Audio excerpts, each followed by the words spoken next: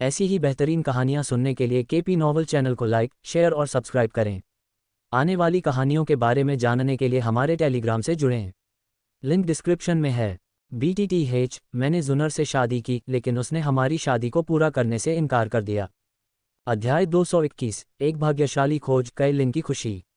स्थानिक black hole में प्रवेश करने के बाद गूफी को स्पष्ट रूप से महसूस हुआ कि कोई उसकी जांच कर रहा है। हालांकि उसने इस पर ज्यादा ध्यान नहीं दिया क्योंकि जांच करने वाला बल दुर्भावनापूर्ण नहीं था, बस एक नियमित जांच थी। आखिरकार नीलामी का आयोजन करने वाले कर्मचारियों को आयोजन स्थल की सुरक्षा और व्यवस्था सुनिश्चित करने की जरूरत थी। कुछ ही क्षणों बाद उन तीनों के सामने की दुनिया एक छोटे से शहर में बदल गई। ये स्पेस टाउन है जो स्थानिक व्यापार मेले का आयोजन स्थल है। हालांकि यह जगह हमारे गो दायरे जितनी विशाल नहीं है, लेकिन यह एक व्यापार स्थल के रूप में पर्याप्त से अधिक है, गूफी ने मुस्कुराते हुए कहा जब उसने दोनों महिलाओं का हाथ थामा और हलचल भरी सड़कों को देखा। मम्मा, कई लिन और जियाओ जियान ने सहमति में सिर हिलाया। सिर्फ व्यापार के लिए एक समर्पित स्थान बनाने की क्षमता कोई छोटी उपलब्धि नहीं थी। हालांकि यह स्थान बहुत बड़ा नहीं था, लेकिन यह ऐसा कुछ नहीं था जिसे कोई साधारण व्यक्ति बना सकता था। चलो चारों ओर देखते हैं। यहाँ की वस्तुएं बहुत अच्छी होनी चाहिए, गूफी ने सुझाव दिया जब वे सड़कों पर टहल रहे थे। सड़क के दोनों ओर हरे पत्थर के प्लेटफॉर्म वाले स्टॉल थे जिनमें स्क्रॉल, जैड की बोतलें, हथियार और जादू के कोर जैसी वस्तुएं प्रदर्शित थीं। जैसे जैसे वे चलते गए, कैलिन और शियाओ यिजियान के चेहरे मुस्कुराहट से भर गए। ऐसा नहीं था कि वस्तुएं असाधारण रूप से दुर्लभ थीं, बल्कि वे इसका आनंद ले रहे थे। खरीदारी का शांतिपूर्ण कार्य उन लड़ाइयों से एक स्वागत योग्य बदलाव था जिसके वे आदी थे, एक ऐसी जीवनशैली जो उनकी वास्तविक इच्छा के अनुरूप थी। सड़क बहुत लंबी नहीं थी, केवल कुछ 100 मीटर की दूरी पर, और जब वे अंत में पहुंचे तो उन्होंने अनिच्छा से अपनी निगाहें हटा लीं। अचानक कैलिन रुक गई, जिससे गूफी भी रुक गई। उसकी दृष्टि की रेखा का अनुसरण करते हुए गूफी ने एक रंगीन पत्थर देखा जो लगभग आधी मुट्ठी के आकार का था, जिसकी सतह पर 7 अलग अलग रेखाएं थीं। एक विशेष ऊर्जा उससे धीरे धीरे निकलती हुई प्रतीत हुई। 9 रंग का मूल पत्थर। ऐसा लगता है कि इस स्टॉल को चलाने वाले बूढ़े व्यक्ति पर मेरे कार्यों का कोई प्रभाव नहीं पड़ा है। उम्मीद है कि शुद्ध करने वाला राक्षसी कमल की लौ का नक्शा टुकड़ा अभी भी नीलामी में दिखाई देगा, गूफी ने खुशी से सोचा। ये बहुत बढ़िया है। यह एक 7 रंग का मूल पत्थर है, बिल्कुल वही जिसकी बहन कैलिन को जरूरत है। जियो यिजियान ने गूफी को धक्का दिया, उसे इसे खरीदने के लिए आग्रह किया। ये तथाकथित 7 रंग का मूल पत्थर आध्यात्मिक पत्थर का एक विशेष प्रकार था जो 7 रंग के स्वर्ग निगलने वाले अजगर से बहुत निकटता से संबंधित था। ऐसा कहा जाता था कि ऐसे पत्थर केवल उन जगहों पर पाए जा सकते हैं जहां 7 रंग के स्वर्ग निगलने वाले अजगर मारे गए थे, और इन पत्थरों के भीतर की ऊर्जा उनके लिए अत्यधिक लाभकारी थी। पत्थर के मंच के पीछे एक कमजोर दिखने वाला बूढ़ा व्यक्ति उदासीन दिख रहा था। सर, इस 7 रंग के मूल पत्थर को बदलने के लिए क्या करना होगा? गूफी ने मुस्कुराते हुए पूछा। 8वीं कक्षा की गोलियां, जिनमें से प्रत्येक में कम से कम 3 रंग की गोली बिजली की तरह है, बूढ़े आदमी ने धीरे से उत्तर दिया, मुश्किल से गूफी की ओर देखते हुए। सौदा। गूफी ने बिना किसी हिचकिचाहट के सहमति व्यक्त की। हालांकि पत्थर इतनी अधिक कीमत का नहीं था, लेकिन उसने मोल तोल नहीं किया। ये कुछ ऐसा था जो कैलिन को पसंद था और वह कीमत चुकाने को तैयार था। बूढ़े आदमी को जैड की बोतल फेंकने के बाद गूफी ने 7 रंग का मूल पत्थर पकड़ा और चला गया। बूढ़ा आदमी चौंक गया, बोतल में गोलियां जांच रहा था। क्या मैंने गलत अनुमान लगाया? ये निश्चित रूप से एक 7 रंग का मूल पत्थर था। उस बच्चे ने इसे इतनी जल्दी क्यों खरीद लिया? उसने बुदबुदाया, हैरान, लेकिन कोई भी उसे जवाब देने के लिए वहां नहीं था। यहाँ गूफी ने कुछ कदम चलने के बाद 7 रंग का मूल पत्थर कैलिन को सौंप दिया। बहन कैलिन, हमारे पति आपके लिए बहुत अच्छे हैं। ये पत्थर 8वीं कक्षा की 2 गोलियों के बराबर भी नहीं है, लेकिन उन्होंने 1 सेकंड के लिए भी संकोच नहीं किया। जियाओ यिजियान ने मुस्कुराते हुए टिप्पणी की, जो स्पष्ट रूप से अपनी दोस्त के लिए खुश थी। मम्मा, कैलिन का ठंडा चेहरा पत्थर स्वीकार करते ही एक खुश मुस्कान में बदल गया। लेकिन उसने ज्यादा पैसे नहीं दिए, कैलिन ने कहा। ज्यादातर लोग सिर्फ इतना जानते हैं कि 7 रंग वाले स्वर्ग निगलने वाले अजगर के अवशेष कभी कभी 7 रंग वाले मूल पत्थर पैदा कर सकते हैं। हालांकि अगर एक ही जगह पर 100 से ज्यादा 7 रंग वाले स्वर्ग निगलने वाले अजगर मर जाते हैं, तो 8 रंग या यहाँ तक कि 9 रंग वाले मूल पत्थर के बनने की संभावना होती है। लेकिन ये लगभग असंभव है, इसलिए ज्यादातर लोग सिर्फ 7 रंग वाले मूल पत्थरों के बारे में जानते हैं, दुर्लभ रूपों के बारे में नहीं। 7 रंग वाले स्वर्ग निगलने वाले अजगर का असली शिखर उस नाम से नहीं, बल्कि 9 रंग वाले स्वर्ग निगलने वाले अजगर के नाम से जाना जाता है। केवल शुद्धतम रक्तवंश वाले ही इस स्तर तक पहुंच पाए हैं, जो रक्तवंश के माध्यम से आगे बढ़ी पैतृक यादों के अनुसार है। आप सहित अधिकांश लोग इस बारे में नहीं जानते होंगे। गूफी कई लिन के स्पष्टीकरण से आश्चर्यचकित नहीं थी, लेकिन जियाओ यीजियान स्पष्ट रूप से हैरान थी, क्योंकि उसने ऐसी चीज़ों के बारे में कभी नहीं सुना था। कोई आश्चर्य नहीं, केवल आप, बहन कई लिन, इस तरह की किसी चीज़ को पहचान सकती हैं, जियाओ यीजियान ने उत्सुकता से टिप्पणी की। तो क्या ये पत्थर 8 रंग का मूल पत्थर है या उच्चतम स्तर 9 रंग का? NO12BigJan.C जवाब में कैलिन ने अपनी उंगली को हल्के से खरोंच दिया, जिससे खून की एक बूंद पत्थर पर गिर गई। जैसे ही यह चिकनी सतह को छूती है, 7वें के बाद एक धुंधली नई रेखा दिखाई देती है। ये सिर्फ एक 8 रंग का मूल पत्थर है। क्या अफसोस है, जियाओ यीजियान ने थोड़ा निराश महसूस करते हुए कहा। अगर यह 9 रंग का मूल पत्थर होता तो कैलिन ने एक अविश्वसनीय खोज की होती। रुको, शायद और भी कुछ आना बाकी है, गूफी ने मुस्कुराते हुए कहा, उन्हें धैर्य रखने का आग्रह करते हुए। ये सुनकर कैलिन और जियाओ यीजियान दोनों की आंखें प्रत्याशा से चमक उठी, क्योंकि वे पत्थर को करीब से देख रहे थे। कैलिन ने धीरे से इसकी सतह को रगड़ा, और फिर एक पल के बाद 8वें के बाद एक और धुंधली रेखा बनने लगी। 9 रंग, यह एक 9 रंग का मूल पत्थर है, कैलिन ने कहा, अपनी उत्तेजना को रोक नहीं पा रही थी। अच्छा हुआ कि आपने इसे खरीदने में संकोच नहीं किया, पति। कैलिन ने गूफी के गाल पर एक चुंबन देते हुए कहा। तुम छोटी जादूगरनी हो, गूफी ने मुस्कुराते हुए कहा, उसके होठों की गर्माहट को अपने गाल पर महसूस करते हुए उसने अपनी कमर के चारों ओर एक हाथ लपेटा। ठीक है, इस अंतरिक्ष शहर में देखने के लिए और कुछ नहीं है। चलो आगे एक और अधिक उन्नत व्यापारिक कार्यक्रम की ओर बढ़ते हैं। अध्याय 222, खजाने बार बार दिखाई देते हैं, जियो यीजियान की किस्मत। जल्द ही गूफी, कैलिन और जियो यीजियान एक गली के अंत में रुक गए।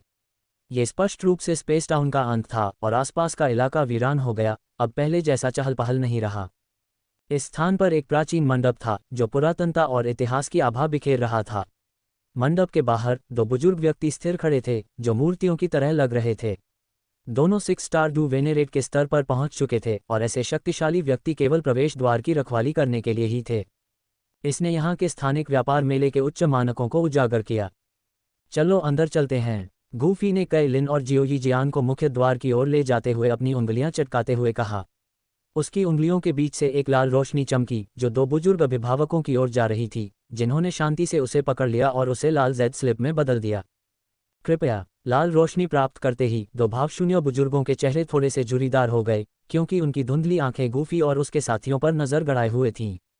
फिर उनमें से एक ने थोड़ा आगे की ओर झुककर अपनी आस्तीन लहराई, और 3 काली किरणें गूफी और अन्य की ओर बढ़ीं। अचानक उनके सामने एक काला लबादा तैरता हुआ आया। यहाँ प्रवेश करने वाले अधिकांश लोग ध्यान आकर्षित करने से बचने के लिए अपनी पहचान छिपाते हैं। ये लबादा दूसरों को आपको पहचानने से रोक सकता है, गूफी ने मुस्कुराते हुए समझाया, फिर लबादा पहन लिया।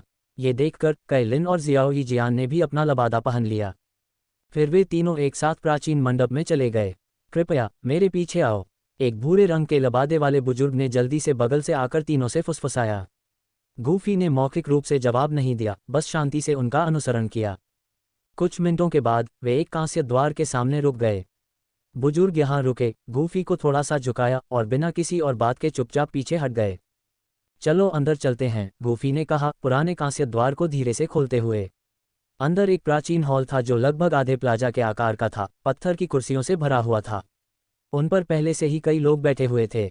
उनके प्रवेश पर कुछ लोगों ने नजरें खींची, लेकिन दर्शक जल्दी से दूर हो गए। गूफी ने इन घूरने वालों पर कोई ध्यान नहीं दिया, जिससे दोनों महिलाएं एक और अधिक एकांत क्षेत्र में बैठ गईं। यहाँ बहुत से लोग हैं, इसलिए सावधानी बरतें।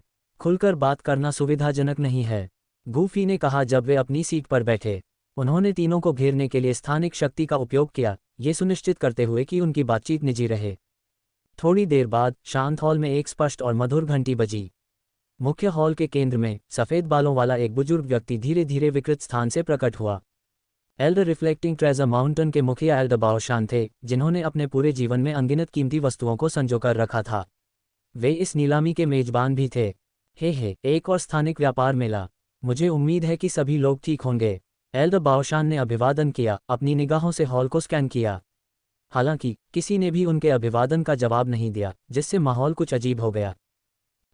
चूंकि अधिकांश लोग आ चुके हैं, तो चलिए सीधे मुद्दे पर आते हैं। यह अंतरिक्ष नीलामी अब शुरू हो रही है। एल्डर बाओशान ने अपना गला साफ किया।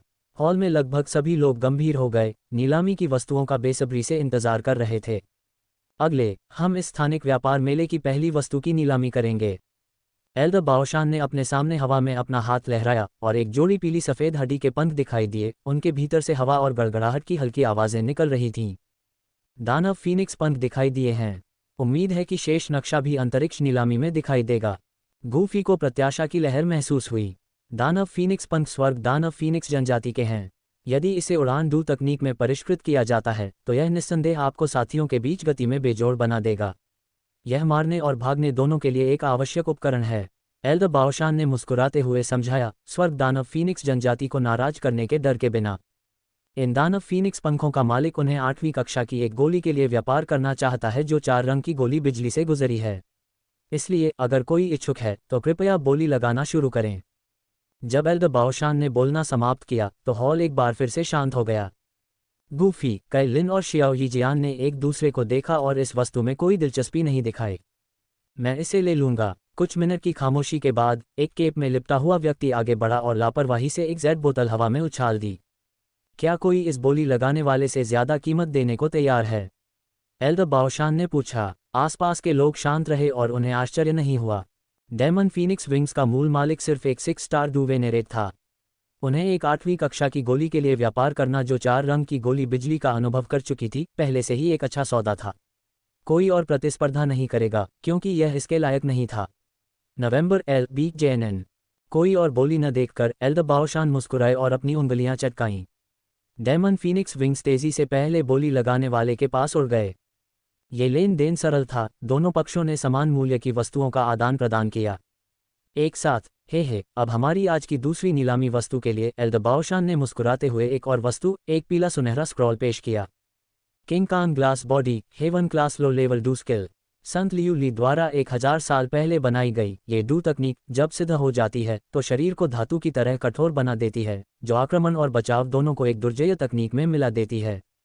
TLN। आमतौर पर ग्लास बॉडी का मतलब नाजुक होता है, लेकिन विकी पर यही लिखा है मूल का सही अनुवाद नहीं किया गया था।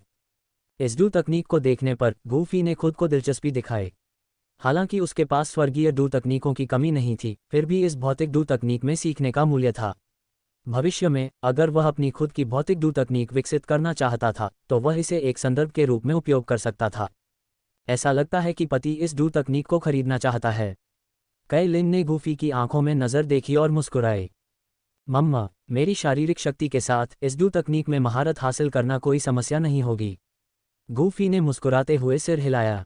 इस डू तकनीक के मालिक इसे लो heaven tier water elemental cultivation method के बदले में बेचना चाहते हैं। एल्डर बाओशान ने मुस्कुराते हुए कीमत बताना शुरू किया।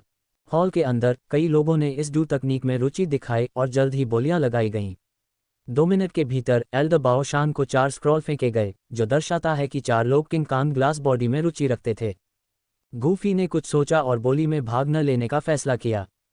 पति, क्या आपके पास वाटर एलिमेंटल कल्टीवेशन मेथड नहीं है? काई लिन ने अफसोस जताते हुए कहा। कोई बात नहीं। गूफी ने बिना किसी अफसोस के अपना हाथ हिलाया। जल्द ही किंग कान ग्लास बॉडी बिक गई।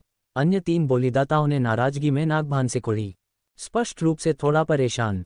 बाद की नीलामी में और भी शानदार वस्तुएं प्रस्तुत की गईं, डू तकनीक और खेती के तरीकों से लेकर गोलियां, स्वर्गीय सामग्री, हथियार और औषधीय कड़ाही तक। जबकि ये नीलामी की वस्तुएं आम लोगों के लिए दुर्लभ थीं, गूफी ने उन्हें नहीं खरीदने का फैसला किया। जब तक स्वर्गीय छाया जहर क्लासिक नामक एक स्क्रॉल दिखाई नहीं दिया, तब तक गूफी ने जियोईजियान को खरीद सुरक्षित करने में मदद करने के लिए 2 5 रंग की गोली बिजली 8वीं कक्षा की गोलियों का उपयोग करने में संकोच नहीं किया। तथाकथित स्वर्गीय छाया जहर क्लासिक एक जहरीला शास्त्र था जिसे हजारों साल पहले तियान यूडू नामक एक डू संत गुरु ने बनाया था। इस गुरु को जहर का इस्तेमाल करना बहुत पसंद था। उन्होंने शक्तिशाली विषों को बनाने के लिए विस्तृत तरीके छोड़े थे। इनमें से कुछ जहर इतने घातक थे कि डू वेनेरेट स्तर के विशेषज्ञ भी संपर्क में आने पर बहुत पीड़ित हो जाते थे। जियोईजियान के लिए यह जहर क्लासिक बेहद मूल्यवान था। न केवल वह इसका इस्तेमाल अपनी खुद की खेती के लिए जहर बनाने के लिए कर सकती थी, बल्कि इसका इस्तेमाल दुश्मनों के खिलाफ भी किया जा सकता था। अध्याय 223 अंतिम मानचित्र खंड। बोधि प्राचीन वृक्ष प्रकट होने वाला है। जैसे जैसे एक के बाद एक दुर्लभ वस्तुओं का सफलतापूर्वक व्यापार किया गया, भव्य हॉल में माहौल इन असाधारण खजानों से और भी अधिक गर्म होता गया। अब इस व्यापारिक आयोजन की दूसरी से अंतिम वस्तु की नीलामी शुरू करते हैं, एल्डर बाओशान ने मुस्कुराते हुए घोषणा की, हल्के से अपने हाथ को अपने सामने रखते हुए। उनके हाथ में एक प्राचीन पीले रंग का चर्मपत्र दिखाई दिया। बहुत बढ़िया, बहुत बढ़िया। ये वस्तु आखिरकार बिना किसी आश्चर्य के यहाँ पहुँच गई है। शुद्धिकरण करने वाले राक्षसी कमल की लौ के मानचित्र के 4 टुकड़े अब पूरी तरह से इकट्ठे हो सकते हैं, गूफी ने अपने आप में सोचा और चर्मपत्र के परिचित टुकड़े को पहचानते हुए संतोष में सिर हिलाया। वह कई वर्षों से इस पल का इंतजार कर रहा था।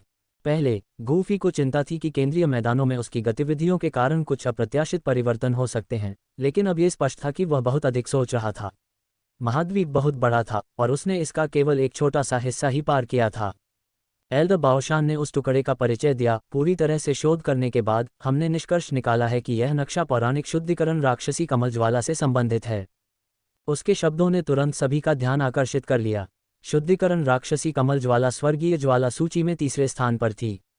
हालांकि यह ज्वाला केवल किंवदंतियों में ही मौजूद थी, लेकिन इसकी शक्ति भयानक मानी जाती थी, जो अकल्पनीय पैमाने पर विनाश करने में सक्षम थी। भव्य हॉल में इच्छा से भरी आंखें नक्शे के टुकड़े पर टिकी हुई थीं। हालांकि यह वास्तविक शुद्धिकरण राक्षसी कमल ज्वाला नहीं थी, लेकिन टुकड़े का स्वामित्व इसके ठिकाने के बारे में सुराग दे सकता था। यदि कोई भाग्यशाली था कि वह निशान का अनुसरण कर सकता था, तो ज्वाला प्राप्त करने से अकल्पनीय लाभ होंगे। इस नक्शे के टुकड़े का मालिक इसे कुछ गोलियों के बदले में बदलना चाहता है। एल्दर बाओशान ने कमरे को स्कैन करते हुए कहा, अब बोली शुरू करें। हॉल में लोग उस टुकड़े को पाने के लिए उत्सुक थे और एक बुजुर्ग कर्कश आवाज ने जल्द ही पुकारा, 6 रंग की बिजली के निशान वाली 3 8 स्तरीय गोलियां। 6 रंग की बिजली के निशान वाली 4 8 स्तरीय गोलियां। 2 मिनट से भी कम समय में बोली तेजी से बढ़ गई और हर आवाज कीमत को और ऊपर ले जा रही थी। गूफी बोली लगाने के उन्माद में शामिल न होते हुए चुप रहा। 7 रंग की बिजली के निशान वाली 5 8 स्तरीय गोलियां।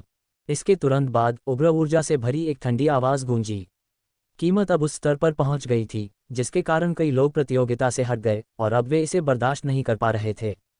8 रंग की बिजली के निशान वाली एक 8 स्तरीय गोली। गूफी ने आखिरकार एक अस्थायी बोली लगाई। हॉल में आश्चर्य की एक धीमी फुसफुसाहट गूंज उठी। 3। हालांकि अगली बोली और भी ज्यादा आक्रामक थी, जिसने गूफी की पेशकश को 3 गुना कर दिया। बोली लगाने वाला एक पतला दुबला व्यक्ति था जो काले रंग की पोशाक पहने हुए था, जिसकी भयंकर निगाहें गूफी की ओर उठी, मानो उसको डराकर पीछे हटने के लिए मजबूर कर रही हो ताकि वह अपनी पूरी ताकत से पीछे हट जाए। होगा। गूफी ने सहजता से अपनी आस्तीन लहराई, जिससे दबाव आसानी से दूर हो गया। 8। गूफी ने फिर से बोली लगाई। एल्दर बाओशान मुस्कुराए। इस दोस्त ने 8 रंग की बिजली के निशान वाली 8 8 स्तरीय गोलियां बोली लगाई हैं। क्या कोई और देना चाहता है? ये स्पष्ट था कि यह बोली उस स्तर तक पहुंच गई थी जिसकी बराबरी करने का हॉल में मौजूद कई लोग केवल सपना ही देख सकते थे। 9 रंग की बिजली के निशान वाली एक 8 स्तरीय गोली। अगर तुम मुझसे ज्यादा दे सकते हो तो नक्शे का टुकड़ा तुम्हारा है। दुबले पतले काले कपड़े पहने व्यक्ति ने ठंडे स्वर में कहा। वह आदमी पागल है। भीड़ चौंक गई। 9 रंग की बिजली के निशान वाली गोली का जिक्र सुनकर एक साथ सांस ली। कई लोगों ने अविश्वास में अपना सिर हिलाया। वह वास्तव में मेरे पति को चुनौती देना चाहता है, इतनी ऊंची बोली लगा रहा है। कैलिन ने कहा। उसकी अभिव्यक्ति ठंडी हो गई। इस बिंदु पर वह बस जबरदस्ती नक्शा लेने के लिए ललचाए। हे, अगर तुम इसे इतनी बुरी तरह से चाहते हो तो ले लो। गूफी ने बोली जारी न रखने का फैसला करते हुए हंसते हुए कहा। उसके पास अपने कारण थे। उन 9 रंग की गोलियों को इस नीलामी में बर्बाद करने से बेहतर है कि वे उसके प्रियजनों के लिए सुरक्षित रखें। आखिरकार उसके दिमाग में काले कपड़े पहने व्यक्ति पहले से ही एक चलता फिरता मृत व्यक्ति था। हे, गूफी को पीछे हटता देख काले वस्त्र पहने आदमी ने एक धीमी भयावह हंसी निकाली। वह हॉल के बीच में एल्दर बाओशान की ओर मुड़ा और अपने हाथ की एक लहर के साथ एक शुद्ध सफेद खरगोश उसकी मुट्ठी में दिखाई दिया। जैसे ही खरगोश दिखाई दिया, उसमें मौजूद गोली की समृद्ध सुगंध हवा में भर गई। अपनी अनिच्छा के बावजूद काले वस्त्र पहने आदमी ने आदान प्रदान पूरा किया। दोस्त, लेन देन पूरा हो गया है। शुद्ध करने वाला राक्षसी कमल की लौ का नक्शा टुकड़ा अब तुम्हारा है। एल्दर बाओशान ने तेजी से सौदा पूरा किया। अब इस व्यापारिक आयोजन का अंतिम आइटम कोई वस्तु नहीं बल्कि जानकारी का एक टुकड़ा है। हालांकि यह जानकारी जल्द ही पूरे सेंट्रल प्लेन्स में फैल सकती है, लेकिन आपको इसे यहाँ सबसे पहले सुनने का सौभाग्य प्राप्त है। एल्दर बाओशान ने घोषणा की। हालांकि गूफी ने नीलामी में रुचि खो दी थी, क्योंकि एल्दर बाओशान जो खबर साझा करने वाले थे वह उनके लिए नई नहीं थी। नवंबर LBJNN। पौराणिक बोधिसत्व प्राचीन वृक्ष जो तुरंत संतत्व प्रदान कर सकता है, एक सहस्राब्दी के बाद फिर से प्रकट हुआ है। बोधिसत्व प्राचीन वृक्ष। एल्दर बाओशान के शब्द एक बम की तरह थे जिसने तुरंत पूरे हॉल में उत्साह की लहर जगा दी। बोधिसत्व प्राचीन वृक्ष अगर डूक्यूई महाद्वीप के प्राकृतिक खजानों में शुमार किया जाता तो निस्संदेह शीर्ष पर होता। 3 प्राचीन वृक्ष को कुछ प्राचीन ग्रंथों में बुद्धि और पुनर्जन्म के वृक्ष के रूप में भी जाना जाता था। इसे एक चक्र विकसित होने में 1000 साल लगते थे और 100 चक्रों तक पहुंचने के बाद ही यह पूरी तरह से परिपक्व होता था। इतने अधिक समय के बीतने से लगभग हर चीज नष्ट हो जाती, लेकिन बोधिसत्व प्राचीन वृक्ष समय से परे मौजूद था। यह महाद्वीप पर सबसे पुरानी ज्ञात प्रजातियों में से एक था। कुछ प्राचीन अभिलेखों के अनुसार दुनिया में केवल एक बोधि प्राचीन वृक्ष मौजूद था जिसमें बुद्धि थी। प्रत्येक बार प्रकट होने के बाद ये किसी की पहुंच से दूर धरती के भीतर पीछे हट जाता था। केवल सही समय आने पर ही यह फिर से प्रकट होता था। बोधिसत्व प्राचीन वृक्ष तुरंत संतत्व प्रदान कर सकता था। यह कोई अतिशयोक्ति नहीं थी। वृक्ष के भीतर बोधिसत्व हृदय रहता था जिसे प्राप्त करने पर व्यक्ति के हृदय को प्रबुद्ध किया जा सकता था, जिससे संतत्व एक औपचारिकता मात्र रह जाता था। ये ईश्वर जैसी शक्ति किसी को भी पागल कर सकती थी। जिसने भी बोधिसत्व हृदय प्राप्त किया उसके पास महाद्वीप पर सबसे शक्तिशाली प्राणियों की श्रेणी में शामिल होकर दूर संत बनने की कुंजी होगी। बोधिसत्व हृदय के बिना भी थोड़ा कम बोधिसत्व बीज अभी भी दूर संत बनने की संभावनाओं को बहुत बढ़ा सकता है। हालांकि यह बोधि हृदय जितना चमत्कारी नहीं था, फिर भी यह दूर संत बनने की कगार पर खड़े लोगों के लिए एक अनूठा आकर्षण था। ये सब देखते हुए शीर्ष स्तरीय विशेषज्ञों के लिए बोधिसत्व प्राचीन वृक्ष का आकर्षण लगभग अकल्पनीय था। यह अनुमान लगाना आसान था कि एक बार यह खबर फैल गई तो ये पूरे मध्य मैदानों में भारी उथल पुथल मचा देगी। अध्याय 224 न्याय के लिए हत्या। नहीं, ये कचरा साफ करना है। एल्डर बाओशान, क्या आप वह स्थान जानते हैं जहां बोधिसत्व प्राचीन वृक्ष प्रकट होगा? भव्य हॉल में एक पल के सदमे के बाद आखिरकार किसी ने पूछा। जैसे ही शब्द निकले सभी की निगाहें उत्सुकता से एल्डर बाओशान पर टिक गईं। हे सभी निश्चिंत रहें। चूंकि मैंने इस बारे में बात की है इसलिए स्वाभाविक रूप से मैं इसे गुप्त नहीं रखूंगा। एल्डर बाओशान मुस्कुराए। वह स्थान जहां बोधिसत्व प्राचीन वृक्ष प्रकट होगा वह कोई और नहीं बल्कि प्राचीन बंजर भूमि क्षेत्र है जो सेंट्रल प्लेन्स की उत्तर पूर्वी सीमा पर स्थित है। प्राचीन बंजर भूमि क्षेत्र। ये सुनते ही भव्य हॉल तुरंत विस्मय से भर गया। प्राचीन बंजर भूमि क्षेत्र शायद वर्तमान डूक्यूई महाद्वीप का सबसे पुराना स्थान है। साथ ही ये सभी मनुष्यों के लिए निषिद्ध क्षेत्र है। कठोर मौसम, विषैला म्यामा और क्रूर जानवरों से भरी भूमि। ये जानवर खून के प्यासे और हिंसक होते हैं। भले ही उनकी बुद्धि बहुत अधिक न हो, लेकिन उनकी ताकत भयानक होती है। यहाँ तक कि एक चोटी डू वेनेरेट गढ़ भी वहाँ की यात्रा में जीवित रहने के लिए आश्वस्त नहीं हो सकता है। किसी ने उम्मीद नहीं की थी कि जिस स्थान पर बोधिसत्व प्राचीन वृक्ष उभरेगा वह प्राचीन बंजर भूमि क्षेत्र के भीतर होगा। प्रिय, यह कोई आश्चर्य की बात नहीं है कि इस नीलामी के मेजबान ने ऐसी जानकारी मुफ्त में जारी की। उनकी ताकत के साथ अकेले प्राचीन बंजर भूमि क्षेत्र में प्रवेश करना आत्महत्या होगी। वे अधिक लोगों को आकर्षित करने की उम्मीद कर रहे हैं ताकि वे मुश्किल पानी में मछली पकड़ सकें, कैलिन ने समझदारी से कहा। वास्तव में गूफी ने सिर हिलाकर सहमति जताई। बोधि प्राचीन वृक्ष के बारे में गूफी ने इस बारे से प्राप्त करने का दृढ़ संकल्प किया था। हालांकि बोधि प्राचीन वृक्ष उसके जैसे मजबूत साधक को पर्याप्त लाभ नहीं दे सकता है, लेकिन यह उसके प्रियजनों के विकास को बहुत बढ़ा सकता है। प्राचीन कुलों के गौरव को देखते हुए अधिकांश लोग संभवतः अपनी युवा पीढ़ी को ही प्रशिक्षण के लिए भेजते होंगे, लेकिन गूफी ऐसा जोखिम नहीं उठाएगी। सबसे पहले खजाने को सुरक्षित करना सबसे व्यवहारिक तरीका था। जैसे ही भव्य हॉल में माहौल शांत हुआ, लोग एक के बाद एक जाने लगे। चलो हम भी चलते हैं, गूफी ने कहा और उसने जियोही जियान और कैलिन को बाहर निकाला।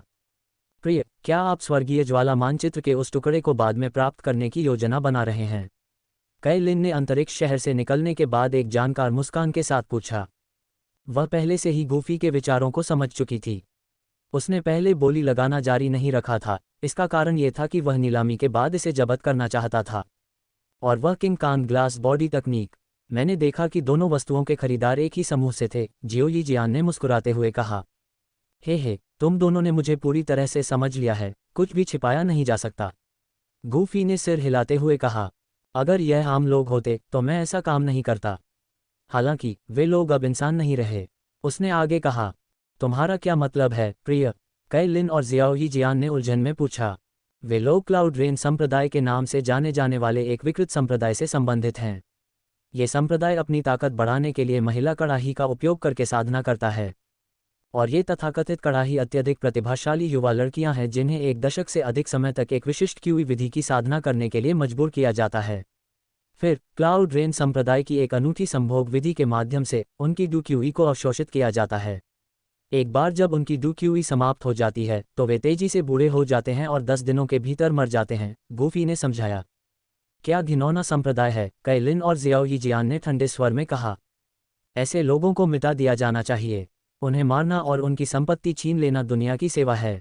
उस समय कैलिन और जियाओ यीजियान दोनों ही हत्या के इरादे से भरे हुए थे। वे यहाँ हैं, गूफी ने कहा, उसकी नज़र दूर एक बिंदु पर टिकी हुई थी। दूर से हवा और गड़गड़ाहट की हल्की आवाज़ें सुनी जा सकती थीं। अचानक 3 काली धारियां आसमान में तेजी से उस पहाड़ की ओर बढ़ीं जहां गूफी और दूसरे खड़े थे। जैसे ही वे पहाड़ के पास पहुंचे, वे अचानक रुक गए। उन्हें लगा कि कुछ गड़बड़ है। ये तुम हो क्या? हमसे ज्यादा बोली लगाने में विफल रहे और अब हमें लूटना चाहते हो? हम तीनों को लूटने की हिम्मत? 3 पुराने दानव, तुम में हिम्मत है? तीनों ने गूफी की आभा को महसूस करते हुए खतरे से अनजान मजाक में कहा। तुम गलत हो, गूफी ने शांति से जवाब दिया। मैं तुम्हें लूटने के लिए नहीं बल्कि दुनिया को 3 बुराइयों से मुक्त करने के लिए आया हूं। जैसे ही उसके शब्द निकले, अचानक एक बहुत बड़ा दबाव फूट पड़ा। एक पल में 3 पुराने दानव भारी बल द्वारा खूनी लुगदी में कुचल दिए गए। वे बिना ये देखे मर गए कि गूफी ने कैसे काम किया था। उनकी मृत्यु के बाद गूफी ने स्वाभाविक रूप से अपने भंडारण के छल्ले वापस पा लिए। अंदर स्वर्गीय ज्वाला मानचित्र के टुकड़े के अलावा पहले से किंग कांग ग्लास बॉडी तकनीक थी। चलो चलते हैं, गूफी ने कहा और 2 महिलाओं को ले गया, कुछ चोटी डू वेनेरेट विशेषज्ञों को मारने की परवाह किए बिना। इसके तुरंत बाद वे तीनों सेंट्रल प्लेन्स में एक सुनसान पर्वत श्रृंखला पर पहुंच गए।